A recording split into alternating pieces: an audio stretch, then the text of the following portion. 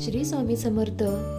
आज आपण अध्याय 7वा बघणार आहोत। याआधी आपण 1 ते 6 अध्याय शॉर्ट्समध्ये अपलोड केले आहेत, ते नक्की जाऊन बघा।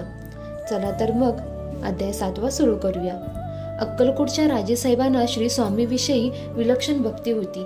ते नित्य स्वामी सेवेत मग्न असत। राजेसाहेब धार्मिक वृत्तीचे होते। त्यांना वेदांत श्रवणाविषयी आवड आणि आस्था होती।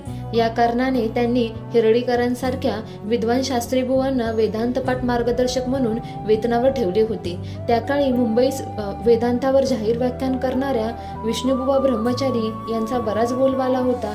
परधर्म प्राचारकांना वादविवादामध्ये हरवून त्यांनी हिंदू धर्माविषयी प्रभावी भाषणे करून जनमानसात रुची उत्पन्न केली होती। त्यांची कीर्ती अक्कलकोटपर्यंत येऊन पोहोचली तेव्हा राजेसाहेबांनी त्यांना आमंत्रित केले। विष्णुबुवा अक्कलकोटास आले आणि त्यांनी राजवाड्यामध्ये वेदांतावर प्रवचने आणि व्याख्याने देण्यास प्रारंभ केला। त्यांचे अभ्यासपूर्ण विवचन ऐकून सर्वजण आनंदले।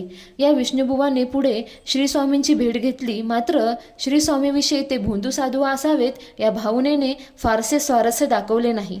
त्यांच्या मनात श्री स्वामींच्या अवताराबद्दल विकल्प आला।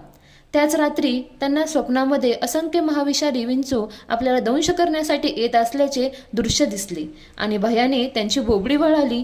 दुसऱ्या दिवशी विष्णुबुवांची भेट श्री स्वामींशी झाली असता स्वामींनी हसून त्यांना रात्री पडलेल्या स्वप्नांची आठवण करून दिली। श्री स्वामींचे हे अंतर्ज्ञान जाणून विष्णुबुवांना पश्चाताप झाला।